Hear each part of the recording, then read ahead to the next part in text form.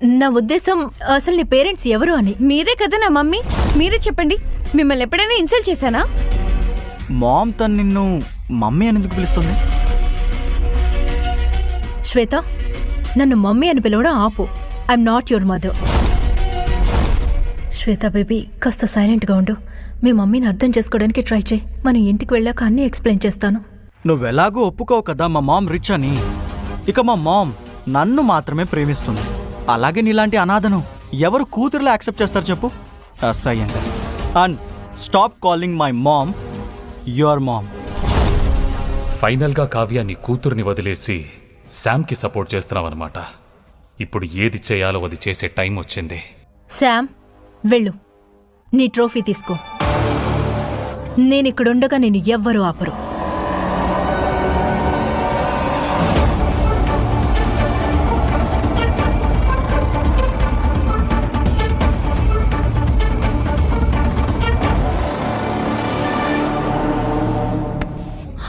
అరే గార్డ్స్, పట్టుకోండి తన్ని. రే, మీరు ఈ అమ్మాయి కాళ్ళు విరగొట్టండి. అప్పుడు తను ఎక్కడికి పారిపోతుందో చూద్దాం. శామ్, జాగ్రత్తగా మాట్లాడు. మనం ఏమైనా ఇక్కడ గొడవ పెట్టుకోవడానికి వచ్చామా? నీకు ట్రోఫీ కావాలి కదా, అది నేను నీకు ఇప్పిస్తాను. Okay, please calm down.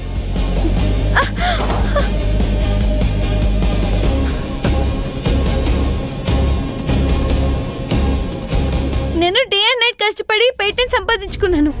ఇది నా హార్డ్ వర్క్ తో గెలుచుకున్న ట్రోఫీ. మామ్ చూడు, తను ఎలా ముసలి కన్నీరు కారుస్తుందో.